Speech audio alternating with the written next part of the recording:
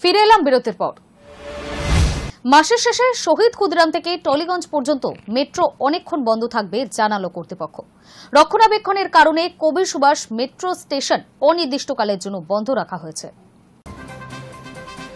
সামনে রোববার 31 অগস্ট মহানায়ক উত্তম কুমার থেকে শহীদ ক্ষুদিরাম পর্যন্ত মেট্রো পরিষেবা দীর্ঘক্ষণ বন্ধ থাকবে। মেট্রো রেল কর্তৃপক্ষ জানিয়েছে ওই দিন দুপুর পর্যন্ত এই পথে কোনো ট্রেন চলবে না। তবে মহানায়ক উত্তম কুমার থেকে দক্ষিণেশ্বর পর্যন্ত মেট্রো চলাচল স্বাভাবিক থাকবে। রবিবার স্কুল, কলেজ এবং অধিকাংশ অফিস বন্ধ থাকলেও ওই দিন রয়েছে পাবলিক সার্ভিস কমিশনের মিসলেনিয়াস মেন্স পরীক্ষা। ফলে অনেক পরীক্ষার্থী সমস্যায় পড়তে পারেন বলে আশঙ্কা। পাশাপাশি পুজোর কেনাকাটার পরিকল্পনা থাকা যাত্রীদেরও ভোগান্তিতে পড়তে হবে। কর্তৃপক্ষের তরফে জানানো হয়েছে, শহীদ ক্ষুদিরাম স্টেশনে একটি নতুন টার্ন আউট বসানোর কাজের জন্যই এই ব্যবস্থা। শনিবার 30 অগস্ট রাত 11টা থেকে রবিবার 31 অগস্ট বিকেল 3টে পর্যন্ত ওই রুটে মেট্রো পরিষেবা সম্পূর্ণ বন্ধ থাকবে। তবে রবিবার বিকেল 4টে থেকে ফের ট্রেন চলাচল শুরু হবে। অন্যদিকে গ্রিন লাইনে হাওড়া ময়দান থেকে সেক্টর 5 পর্যন্ত ওই দিন বিশেষ ব্যবস্থা নেওয়া হয়েছে। সাধারণত রবিবার সকাল 9টা থেকে পরিষেবা শুরু হলেও 31 অগস্ট তা শুরু হবে সকাল 8টা থেকেই। মূলত পরীক্ষার্থীদের সুবিধার কথা মাথায় রেখেই এই সিদ্ধান্ত, জানিয়েছে মেট্রো কর্তৃপক্ষ। রক্ষণাবেক্ষণের কারণে কবির সুভাষ স্টেশন অনির্দিষ্টকালের জন্য বন্ধ রাখা হয়েছে। ফলে ব্লু লাইনে অর্থাৎ দক্ষিণেশ্বর থেকে কবির সুভাষ প্রান্তিক স্টেশন এখনও শহীদ ক্ষুদিরাম। ট্রেনের লাইনের পরিবর্তনের সমস্যা থাকায় শহীদ ক্ষুদিরাম স্টেশনে আসা ট্রেনগুলি আবারও দক্ষিণেশ্বরগামী হয়ে ফিরে যাচ্ছে। এতে একই লাইনে ট্রেন দাঁড়িয়ে পড়ে এবং যাত্রীদের ভোগান্তি বেড়ে যাচ্ছে। সোমবার থেকেই ব্লু লাইনে কিছু ট্রেন টালিগঞ্জ পর্যন্ত সংক্ষিপ্ত করা হয়েছে। ব্রিজি, নাকতলা, গড়িয়াবাজার, বাসগ্রনি থেকে হাওড়া অথবা শিয়ালদা যাওয়ার পথেই এই প্রভাব পড়ছে। ট্রেনের নির্দিষ্ট সূচি প্রকাশ্যে না আসায় যাত্রীদের জন্য বিভ্রান্তি সৃষ্টি হচ্ছে। Hi News network.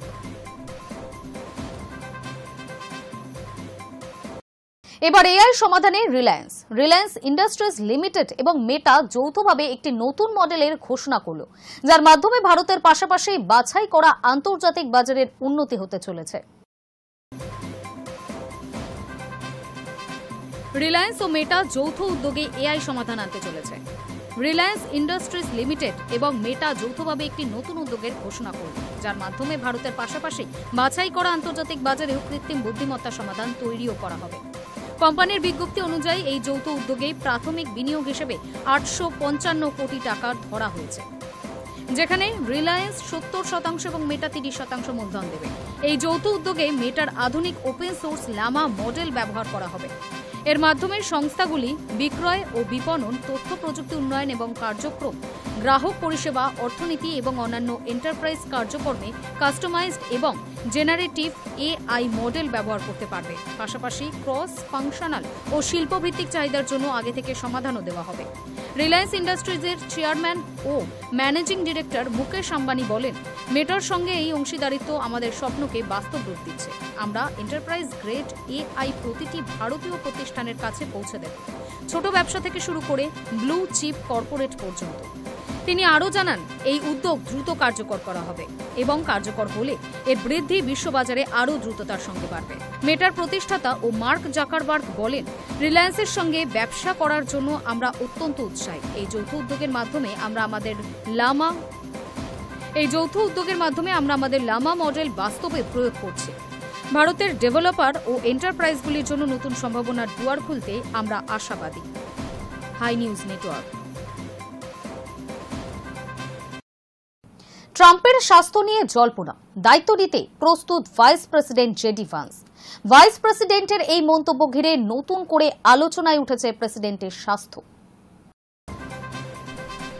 মার্কিন ভাইস প্রেসিডেন্ট জেডি ভান্স জানিয়েছেন, প্রয়োজনে তিনি প্রেসিডেন্ট হিসেবে দায়িত্ব নিতে প্রস্তুত। এক সংবাদ মাধ্যমে সাক্ষাৎকারে ভান্স জানিয়েছেন, প্রেসিডেন্ট ট্রাম্পের স্বাস্থ্যের কোনো সমস্যা নেই, কিন্তু বাকি মেয়াদও পালন করবেন এবং আমেরিকান জনগণের জন্য দারুণ কাজ করবেন। একই সঙ্গে তিনি যোগ করেছেন, ঈশ্বর না করুক যদি কোনো ভয়াবহ দুর্ঘটনা ঘটে, আমি তার জন্য প্রস্তুত। গত 200 দিনে আমি যে অভিজ্ঞতা পেয়েছি তা বিশেষ অন দ্য জব ট্রেনিং। এই মন্তব্য ঘিরেই নতুন করে আলোচনায় উঠেছে প্রেসিডেন্ট ডোনাল্ড ট্রাম্পের স্বাস্থ্য। সম্প্রতি দক্ষিণ কোরিয়ার প্রেসিডেন্ট লি জে মিয়াং এর সঙ্গে সাক্ষাতে ট্রাম্পের হাতে একটি কালশিটে ধরা পড়েছিল। হোয়াইট হাউস অবশ্য বিষয়টিকে হালকা করেই দেখছে। প্রেস সেক্রেটারি ক্যারোলিন লেভিট জানিয়েছেন, এটি মূলত ঘন ঘন ও শক্ত করে হাত মেলানোর কারণে, সঙ্গে অ্যাসপিরিন সেবনের প্রভাবে হয়েছে। জুলাই থেকেই ওই দাগ দেখা যাচ্ছিল, যা মেকআপ দিয়ে ঢেকে রাখা হয়। লেভিট আরও বলেন, প্রেসিডেন্ট ট্রাম্প জনগণের মানুষ। তিনি প্রতিদিন যত মানুষের সঙ্গে হাত মেলান, ইতিহাসে কোনো প্রেসিডেন্ট এতটা করেননি। তার অঙ্গীকার অনড়, তিনি প্রত্যেক দিনই সেটার প্রমাণ দেন। হোয়াইট হাউসের চিকিৎসক জানিয়েছেন, প্রেসিডেন্ট ট্রাম্পের ক্রনিক ভেনাস ইনসাফিসিয়েন্সি ধরা পড়েছে, যা 70 বছরের ঊর্ধ্বে অনেকের মধ্যেই দেখা যায় এবং সাধারণত ক্ষতিকর নয়। জুলাই মাসে ট্রাম্পের পায়ে ফোলাভাব দেখা দেওয়ার পরেই এই রোগ ধরা পড়ে। Hi News Network. প্রতি বছরের মতো এই বছরেও civilian welfare foundation walk for para Olympic নামক পদযাত্রা করে। যাদবপুর 8B থেকে গোলপাড় পর্যন্ত এই পদযাত্রা হয়। প্রায় 250 জনেরও বেশি মানুষ এই পদযাত্রায় অংশগ্রহণ করেছিলেন। উপযুক্ত খেলার মাঠ ও পরিকাঠামোর দাবি জানিয়েছেন মেধা প্রতিবন্ধকতা যুক্ত মহিলা খেলোয়াড়রা।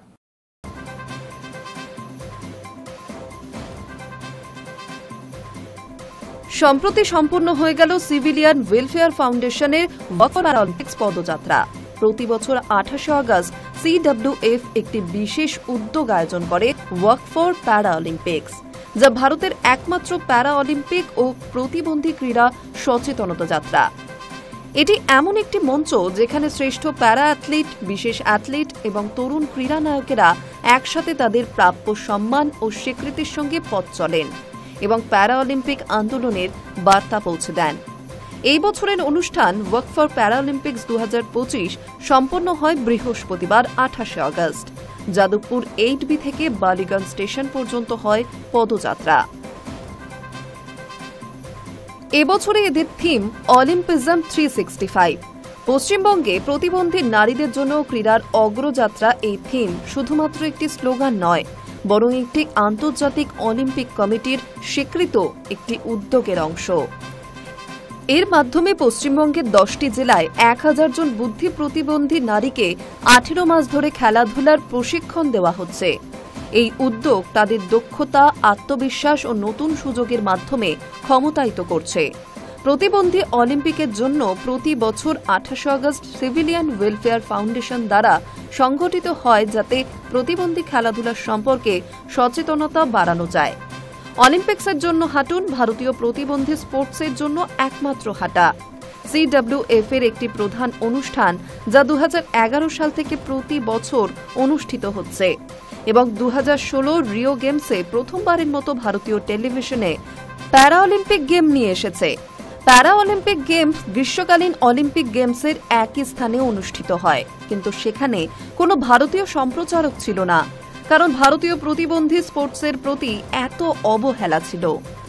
এই কারণটির জন্যই যা প্যারা অলিম্পিক্সের জন্য হাঁটুন লক্ষ্য করছে। প্যারা অলিম্পিকের ওয়াকের এই সংস্করণটি তাদের উদ্দেশ্যে উৎসর্গ করা হয়েছিল, প্রতিবন্ধী নারী অ্যাথলেটদের উদযাপন করতে। পশ্চিমবঙ্গের বিভিন্ন জেলা থেকে নারী অ্যাথলেটরা একত্রিত হয়ে তাদের সফলতার গল্পগুলি শেয়ার করতে এসেছিলেন। তাদের মধ্যে কয়েকজন 2023 সালের বার্লিন বিশেষ অলিম্পিক বিশ্ব গেমসে অংশগ্রহণকারী ছিলেন। তবুও সাধারণ জনগণ তাদের সম্পর্কে প্রায় কিছুই জানে না। এই হাঁটতে আমাদের সাথে শারীরিক প্রতিবন্ধী অ্যাথলেটরাও ছিলেন। তাদের মধ্যে অনেকেই আন্তর্জাতিক খেলাগুলোর জন্য যোগ্যতা অর্জন করেছিলেন, কিন্তু অর্থের অভাবে অংশগ্রহণ করতে পারেনি, যা সচেতনতার অভাবের কারণ ঘটেছে। ফলস্বরূপ প্রশিক্ষণ সুবিধাগুলির মধ্যে প্রবেশযোগ্যতার অভাব রয়েছে, যেমন প্রশিক্ষণের সরঞ্জাম, প্রবেশযোগ্য প্রশিক্ষণ ক্ষেত্র, প্রশিক্ষিত কোচ এবং প্রচার মাধ্যমের উপস্থিতি। Hi News Network.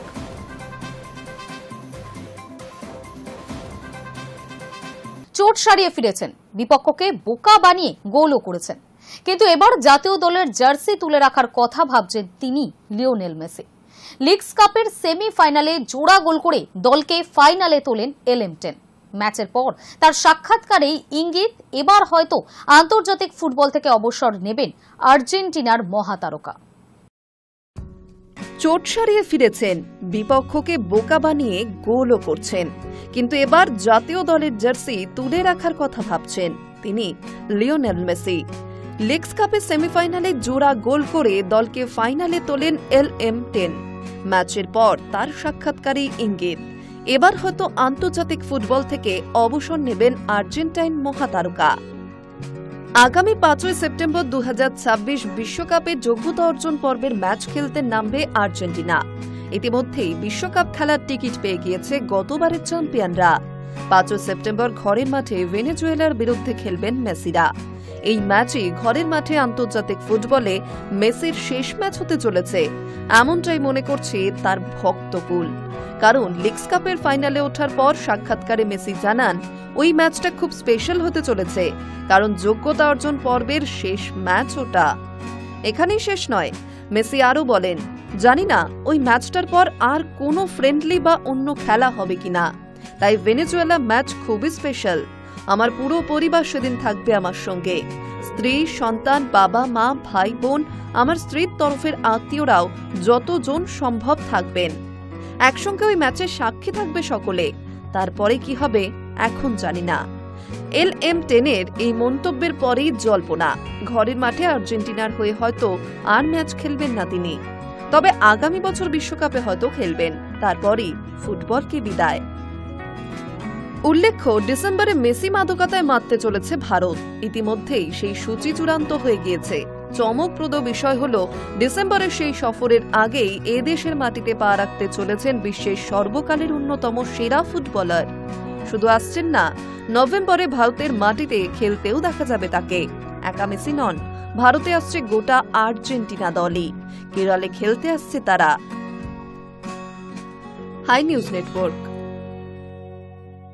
News today এখনকার মতো এই পর্যন্তই। নজর রাখুন হাই নিউজে, নির্ভীক, নিরপেক্ষ।